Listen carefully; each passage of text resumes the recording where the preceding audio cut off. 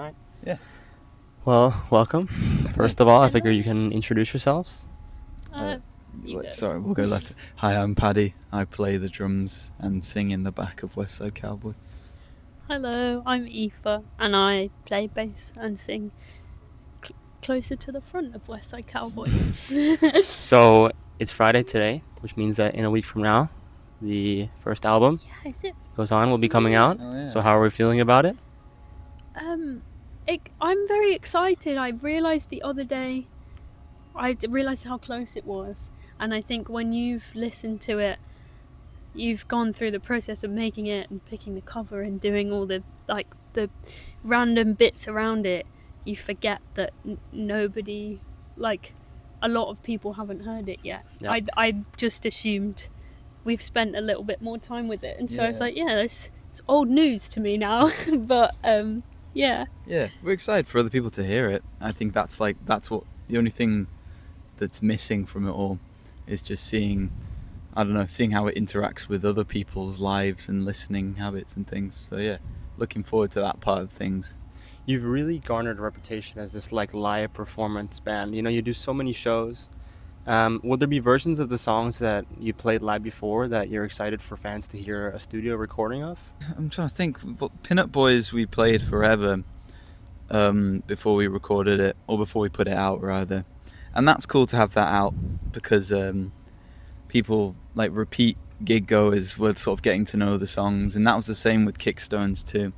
But I think we're really excited. We've been road testing a lot of the album that is newer songs, and on the little run we've been around Europe a bit past few weeks, and that's been really fun to see how a crowd who have no idea which song sounds and things, seeing the reactions, and some have been positive, some have been just staring. But yeah, I think we're really excited to just play the new ones more. I think we've had a pretty similar set list for a while now, so yeah. Of the songs you played live, is it because I read somewhere that you're very focused on, if you're recording a song, you're all playing your instruments. So if I think I saw a quote, if someone's gonna have a shaker and it's gonna have to play with their feet or something like that. Does it kind of reflect how you are as a band? Your recording process has to be raw and authentic, and kind of also match closely to what you play on stage? I think with this album, we've taken a bit more freedom, which I'm really happy about. There's obviously Kickstones and Pin-Up Boys have been in the set for a long time, so they were shaped. Pin-Up Boys especially was sort of just recorded almost identical to how it's played live. But I think we've tried to combine the two things together. Every core take of every song on the record is a live recording of the four of us playing the instruments in the room, and I think that to us at the moment feels the only way to do it, the only way you can capture what we are intending to capture. But we had some fun with overdubs and fun sounds, because for a long time we don't speak about it as much now, but for a long time we used to chat about there's the lines between live music and recorded music felt like it was, especially in a more pop world, gets quite blurred, and it sounds like you go to a gig and my mum would always be like, oh, they sound exactly like the recording, they're amazing. And it's maybe rethinking that priority, and there's a reason people go and watch a live show, and there's a reason people listen to music recorded, and they have different purposes, and so to treat them in their own words is also a valuable thing to do. And so we haven't done anything too crazy, but there's fun noises hopefully on top of the live recording. But you're also right. I really agree with what you say about how there's a difference in recording sounding similar to the performance so much in a genre like pop, but also in a live performance where that's not the focus. You have the ability to put your own life into the song as well and make your human mistakes, but also add your human flair. They can recognize your drumming touch, for example, or the line you're playing on the bass might be slightly different in feel today, stuff like that. So I think it's really important as well. I think that's really nice. We're with the bands that we've been really lucky to tour with, actually, with like Black Country New Road and Geese, they're two bands that I think are sort of the touchstone for that. Personally, at the minute, like Geese is so wonderful to watch them like playing so freely every single day. Like the song is just a suggestion of what to play. Yeah, I think so. I think I know, like an audience can tell when you've done the same thing 10 times, I guess. And so it's not like you've got to change absolutely every single thing. Like there are things that always work and feel good, but I guess it's just like a reminder to like stay present when you're playing, or like as much as possible, just because something fun and new can happen every time, which is always one of the many reasons why live music is amazing, I guess. Absolutely. Yeah. We saw Geese yesterday here. They Oh, were really? incredible. Oh, so many of the songs come to life so much when you see them live, and then you go and listen to them, and now it's like a whole new experience listening, because like I associate it with what I felt, watching it live. Yeah. One of your songs, Kickstones, I think someone mentioned that it's influenced by Velvet Underground. So also, like, you've gotten a tour with Geese. Has this like New York sound? It's been famous for a while, but also now it's kind of getting a new like revitalization. Have you tried to find some influence on sound? We love a lot of New York music, like from the sixth, like the Velvets, but also we love the Talking Heads, and we love, and then we also love Geese and Walk From Your Eyes and Model Actress and Horse Girl. They're Chicago, but they're based in Brooklyn. Yeah, we love loads of New York music. I don't think it's really a conscious thing, though. I think it's just it's what happens when you have like this amazing cultural melting pot.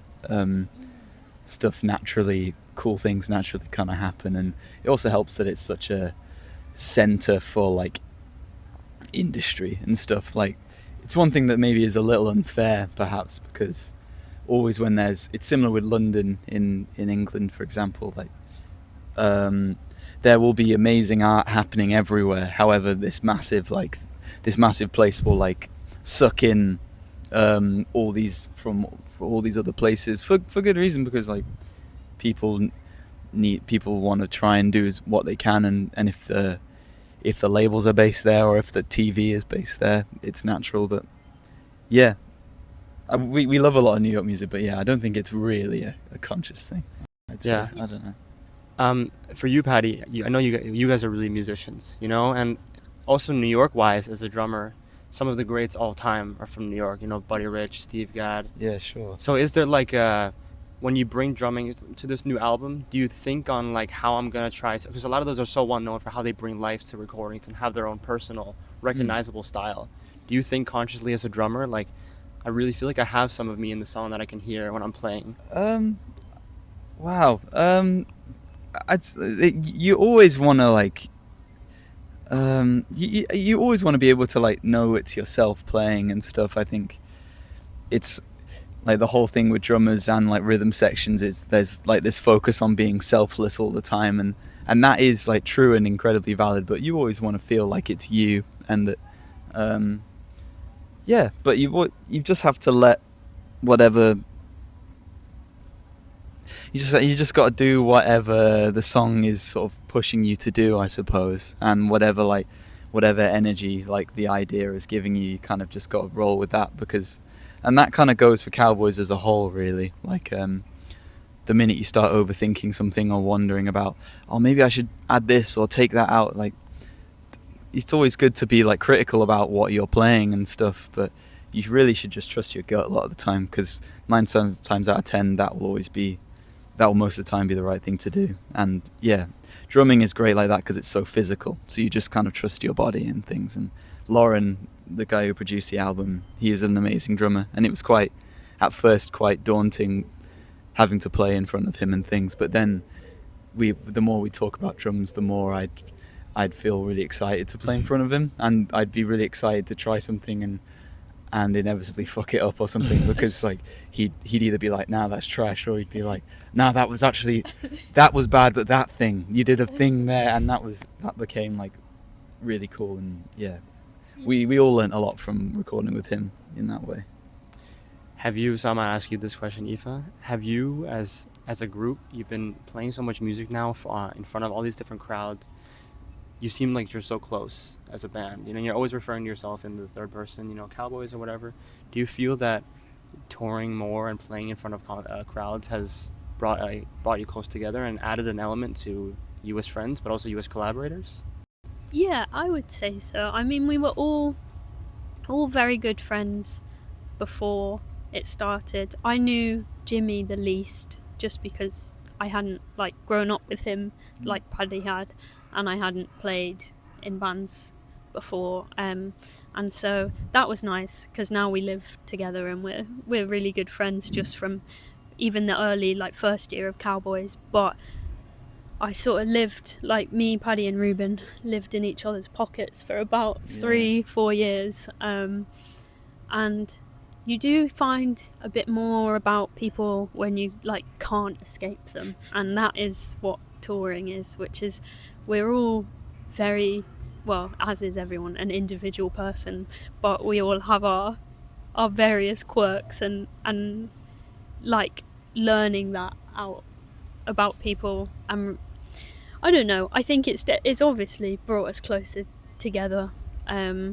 It's nice because it's sort of like everyone's like a little puzzle and you have to figure them out even more because it's, yeah, we get on each other's nerves and we do nice things for each other, but at the end of the day, what has been really good in this past year is that everyone seems like equally like committed and respectful of just the idea of what we think is important, and that's like each other and the music, and I think we're just very lucky that everyone's a good person. Yeah.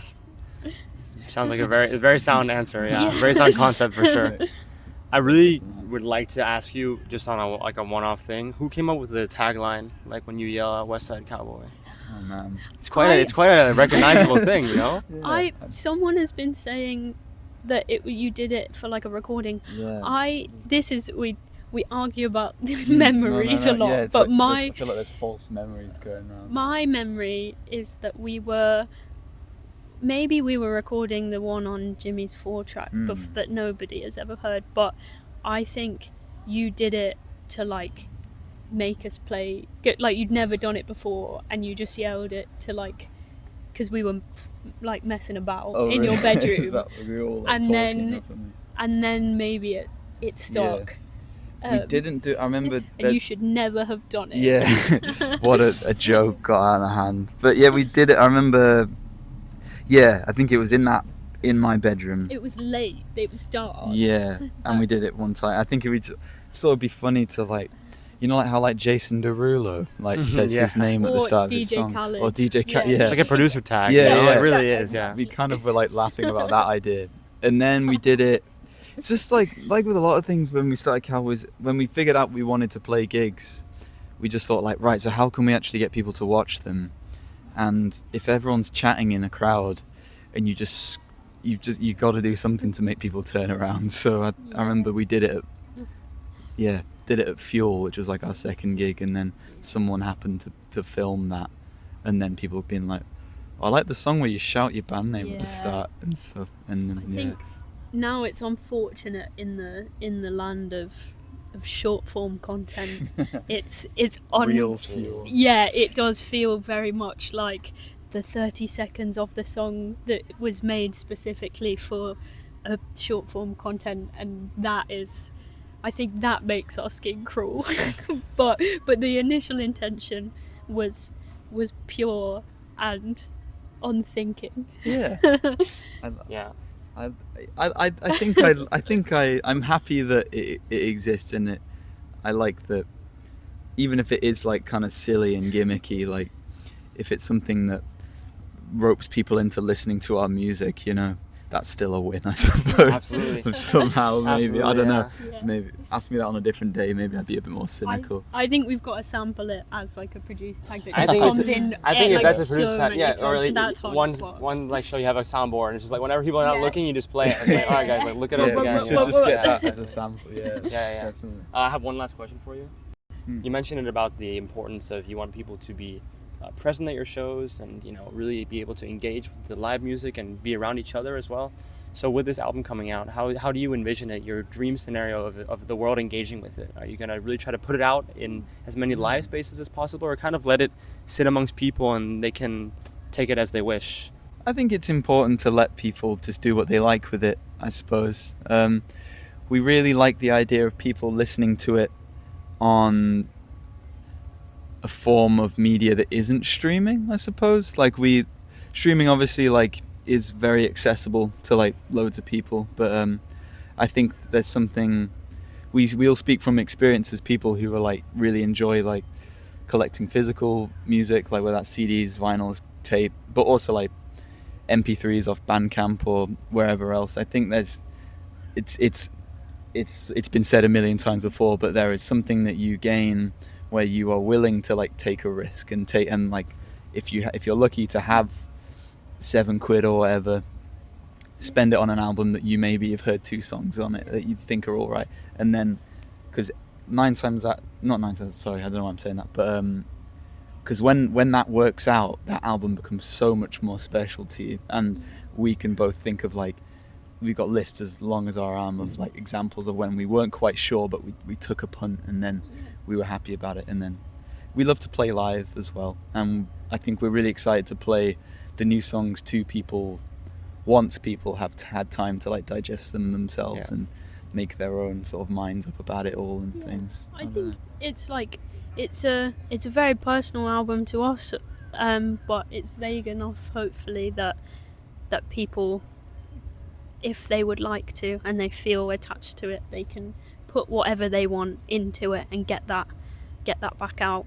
And yeah, like Paddy said, it would be really cool if people were finding creative ways to listen to it, even if you split the cost with your mates and you bootleg it. We sign off. Yeah, we sign off on that wholeheartedly. I hope that it makes other people want to make something or do something or feel something. Just inspire any reaction, negative or positive. That would be cool. If it inspires some kind of movement towards or away from anything, that's cool. As long as it's something, That's a great answer. Sounds like a good plan. We'll see how it goes. I think that's perfect. Oh, Great. no, thank you so much. Yeah, thank you for having me.